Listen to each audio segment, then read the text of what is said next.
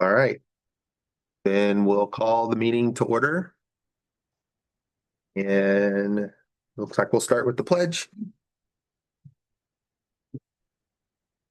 I pledge allegiance to the flag, United States of America, and to the republic for which it stands, one nation, under God, indivisible, with liberty and justice for all.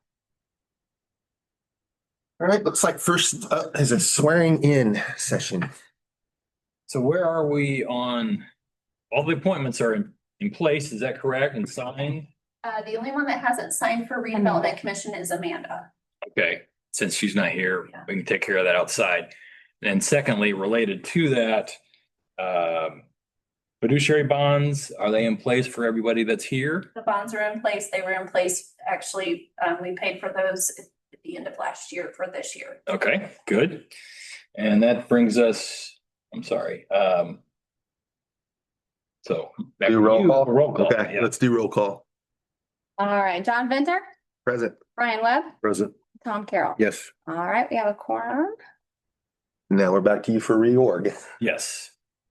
And we would start with the election of the officers, which would be Do we need to swear? We missed. swearing in is not necessary here in the meeting, since my understanding is that you've already been sworn in. Is that correct? When we signed the papers? Yes, that should happen at that time. I'm just saying that we, I know it's on the agenda, but if you've already done it in the past already for this year, then that's covered. Sounds good to me. Okay.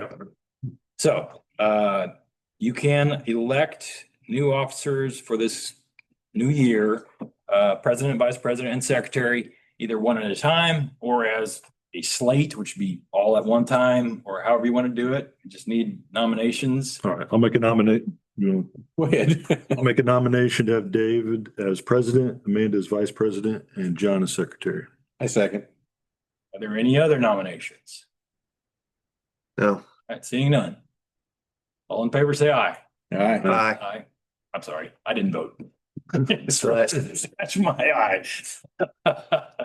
All right, that carried for 3-0, and so that brings us back to John. Okay. Because that was just a recontinuation, I should, of the prior officers. Am I correct about that? Right, no changes from last year. Yeah. There you go. So next would be approval of the minutes. If anyone would like to take a minute to look or ask any questions, feel free.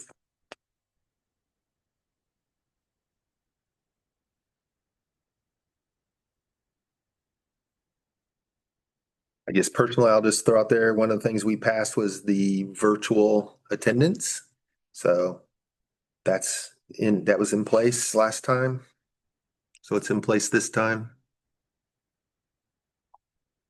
There's a few restrictions on whoever does elect to take advantage of that would need to, there's some limitation on how often you can. It's 2 consecutive. It's So many a year, I think, as well. I think more than half. Not hearing any yet. Questions or concerns? Can I get a motion to approve our minutes? Make a motion, we approve the minutes. I'll second. Okay, then can I little undo votes by, how do you call it? vote? Voice vote. Yes. Yeah, okay, so I'll take a voice vote. All those in favor say aye. Aye. Aye. All those opposed? Okay, passes 3-0. We have our voucher packet.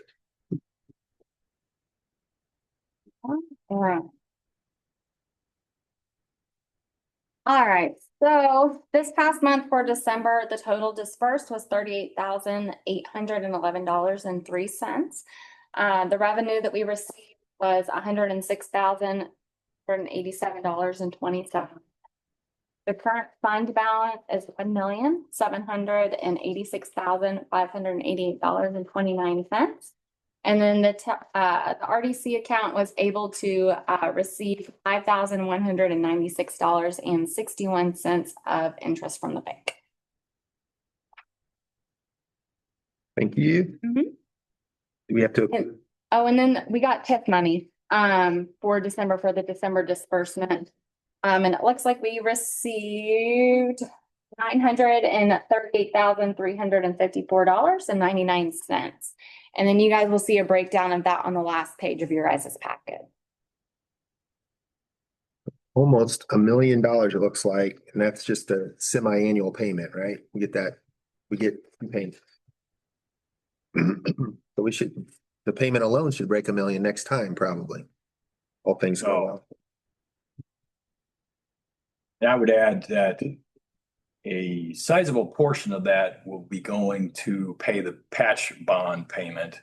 The amount of that was pledged patch bond is $183,000. That we would get $754,000. Yeah. And just so that everyone understands, since we're talking about the patch project and the patch bonds, we did our semi-annual notice to the taxpayers under their taxpayer agreement, which notifies them whether there is any amount that they have to make up in a deficiency. In this case, this was the first time so far, and obviously we haven't been doing this long for patch. But there is a deficiency of just a hair under $30,000. And so notice went out to the taxpayers, letting them know that would need to be paid by them directly. And so just wanted to put that on the record. That's been done. I feel like I have to ask more questions about that. I'm not concerned about it. I just want to learn more. How does that come about? Is there any way to avoid it? Well, first, I am going to talk with Adam tomorrow about this situation. Obviously, tax off the project to well exceed the bonds. And so I'm talking with Adam about verifying that the numbers that we calculated or I calculated in that notice was in fact correct. I have no concerns. I suspect that they are, or believe they are. But the next step is to really look back and see, okay, why is this? Like you were saying, initially the main reasons would be what the assessed value was lower than projected, or the tax rate was lower than projected, or a combination. And that could result in that. We're going to look into that and see if we can determine why that is. That the projections were higher than that. But although when I looked at the debt service projections and schedule over the life of the bond and what was projected to come in and so forth, this payment due in March is the one that had the least amount of coverage. And so it's very possible that we kind of knew that if it was going to happen, this would be, the 6 months at which it might happen. After that, our coverage should be better because it's projected to be better. And hopefully we'll be in this position, but where this is where we are. And, part of my thinking is it's not necessarily unfair. Certainly, I mean, it's legal and they agreed to it and so forth, but I don't think it's unfair financially either. Because if they were projected to be paying more taxes and they haven't had to pay that much. It's like withholding. Well, it's just, If I owe at the end of the year. you don't get the benefit of the lower tax that you might otherwise have gotten. You're just as good off as you thought you were going to be. What would have happened if it was the opposite? We collected way more than what we projected. That surplus, it gets divvied up 80%, 20%. Okay. And we get all our 20%. The 80% would have, extra. And that extra also gets forwarded to the bond trustee and they'll hold it and gain interest on it and so forth until such time as they can do a prepayment on the bonds. I think we're restricted, 10 years before we can do a prepayment. But that's how that would be handled. So as a taxpayer, if I pay too much, it's part of it's held to pay off the bond. The other 20% goes right back to TIF to do as they wish. Do as you wish in accordance with As the a plan. homeowner, the council does as they wish. And so on the other side, if they don't hold enough, then I need to pay that difference. So, I mean, Yeah, I'm hearing you say it's not unfair. It's not like money was wasted or taken unfairly from a taxpayer or whatever. Right. Yeah. Does that make sense? Yeah. Anyone else? There's probably nothing that we can do to alleviate that burden from the citizens, the 30,000. Well, when you say the citizens, just to make sure it's clear. Mhm.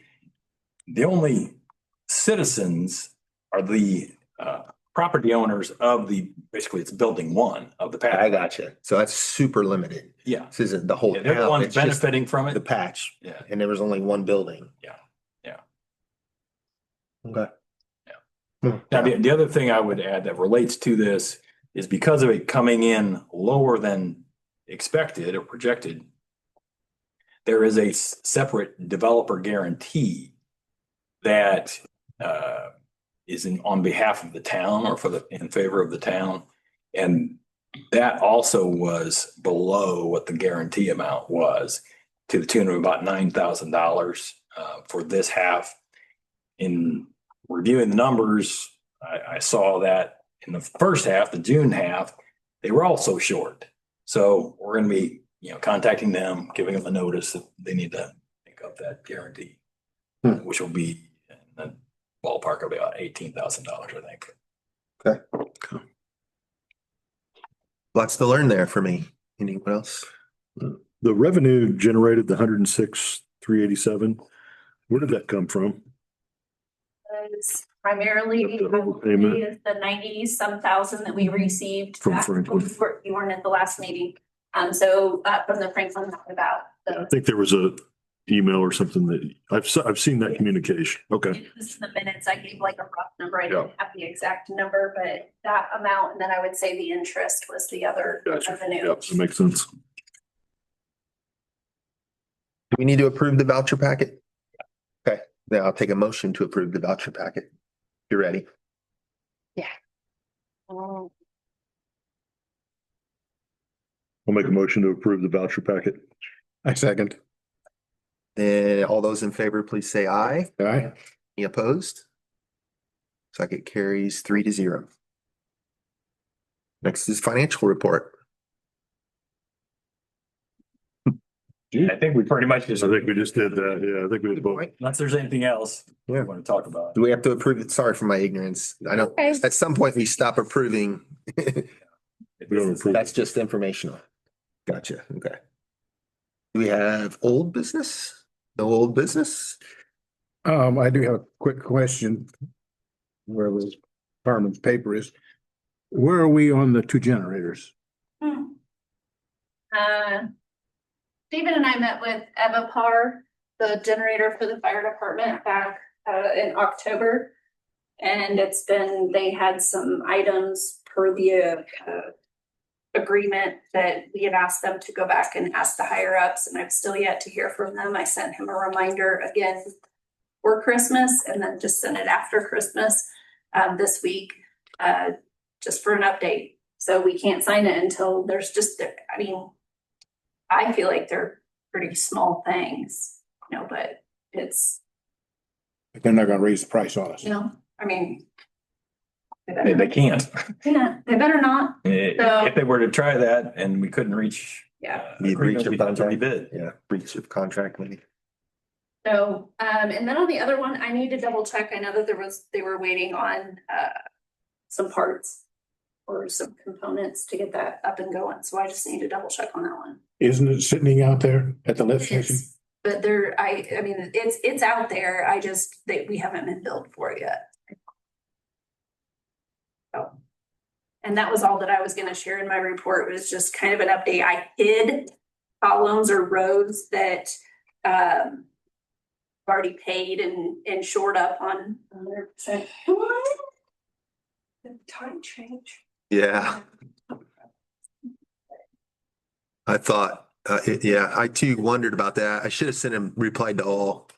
Oh, I did reply to all. There was not all. No worries. You're still vice president. Yeah, don't worry you, because you weren't here. You made it back to vice president. Text you. You did? You should have said you're president. Well, he told me and told me he wasn't gonna be here. And I didn't realize, and I'm sorry, we're on, okay, anyway. I didn't realize time change. I apologize. Sorry, man, I didn't, just saw your text. Good. We're on old business. Made it just in time to help close the meeting. Yeah. We're almost done. So, again, on my spreadsheet, just to kind of keep it as a one pager, I only put the items that still owe for on there and basically that balance owed. And then, the project balance after committed expenditures obviously excludes our December settlement. After taking out, adding that in, taking out what will go to patch, will be at about $1.968 million is what our balance will be, even after the projected expenditure. Now, that doesn't mean let's find something else to go spend your money on, but it's an option this board has, but stay tuned. We'll probably have some other projects for you that would make a great commitment from this board. That's the only thing I have on my updates. Sawmill Road, the plans are looking to be submitted here. They're almost done with the engineering plans. So I think he said next Friday, he's looking to submit those, Watch Road. And then on the Bob Glidden, we signed the contract with the paving company. And then as it gets closer, not starting until April 1st, but probably next month, just kind of getting things together just to kind of have some pre-discussion or when we start having as much communication as possible, especially with the and coming up with a plan. So those are my only updates, and I don't have any updates on when the vehicle will be in from the police department, but Whiteland Sawmill, was there any, they require any land purchase or what, how did they design it? Is it, that's what we'll see the design plans. You won't know till then. So okay. I do know that the northeast corner, which is New Whiteland, one of their corners, we've had, not we, there have been conversations with that property owner, and it's a rental. So if we would have to purchase it and they have their rental, it's a gentleman, but he has quite a few rentals. So hopefully if we would have to purchase that, he'd work a deal with us, but who knows? Mhm. So. Amanda, just to get you up to speed, 10-second recap on, we decided that we were sworn in when we signed our, Yeah, she needs to sign yes. I still, you need to sign, but you can do that after if that's convenient, and then the swearing in. Can't participate, or at least not vote on anything Okay. until she is sworn in. Okay. Right. No worries. I hope no worries, but you tell us if you have any concerns. So that's important. Thanks for that clarification. We voted unanimously to have the officers be the same as they were from last year. So if that's okay. and smiling. Sorry. We unanimously approved the minutes from last time as well as the voucher packet. We talked about the financial report and kind of that's where you walked in. Our money. Thank you. We got our money. Did we cover new business as well in that? We didn't have any. I do have Go ahead. two items of 9 million. sorts. Yep. They're standard things. First is conflicts of interest. Every year at the beginning of the year, it's good to kind of review and make sure that no one has any conflict of interest disclosures that they need to make. And now at the beginning of the year is the time to do that. So if there's anything that you're aware of that be in the nature of a conflict of interest related to the redevelopment commission or the town, then now is the time. And we also want to take care of any written disclosure as well, ultimately. So do we have any follow-ups that we can make on that? I'm seeing none. Okay, thanks for that reminder. Yep. And the other, I don't think we necessarily at this point in our life, so to speak, need to take any action, but on an annual basis, you'll remember we do an annual report. And when we didn't meet on a regular monthly basis, what we did at the first meeting was to delegate authority to the president of the commission to review and finalize that report so that there wasn't a need to have another meeting just for that report. Now, obviously, we are meeting monthly and it's not due until April 15.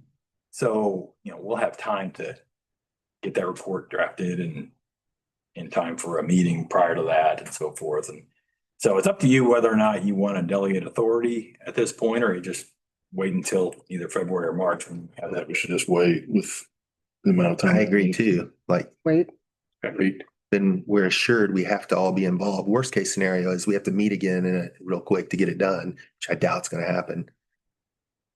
Yeah, looks like we'll be fine. Because we have March, you say end of April? April 15 is the deadline. Okay, so we'll be 3 times before then, so I think we have time. Okay. And do you put that together? I work with the clerk treasurer to get that together, and then ultimately the president is the one that signs it. Great. Any other, either new business or other business or questions? Then we are adjourned. time change.